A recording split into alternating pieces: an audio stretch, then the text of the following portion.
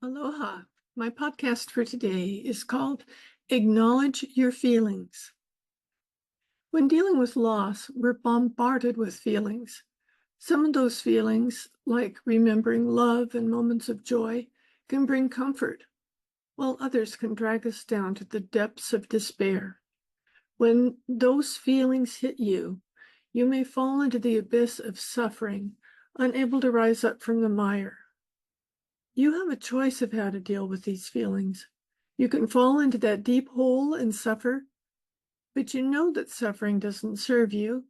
Or you can recognize what's happening and deal with it constructively. I found that when times like this hit, that the best thing for me to do was get out my journal and write.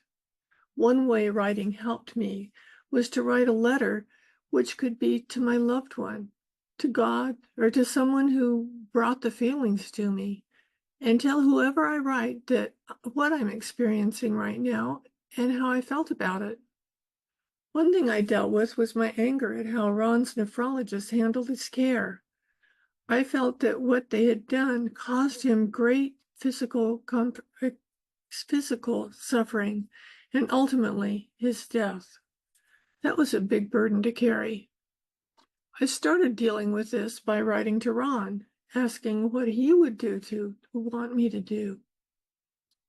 After that, I wrote him a long letter to him exploring my feelings about this, and I realized I was ready to write the nephrologists, and I did. I wrote the place where the dialysis was administered, and the company who manufactured the dialysis solution, and the hospital. I was able to tell them objectively what we had experienced and the changes that I saw that they needed to make. I heard back from all of them, and I don't know if they actually made any changes. I was able to release that anger because I felt I'd done all I could under the circumstances. Think about who you could write that would make a difference in how you're feeling. Another way to write to help you deal with your feelings is to first identify the feelings you're dealing with.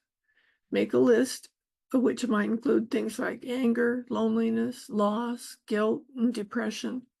Include any feelings that you're dealing with right now. Next, identify the feeling that's bothering you the most right now. Then have a conversation with that feeling as if it's a person. Tell that person feeling exactly how you are feeling, including all the details. Then ask either what that feeling thinks you can do about it, or tell it what you plan to do to deal with it. Be sure to allow that feeling to respond to you through your writing. Don't think about your writing, just let it flow.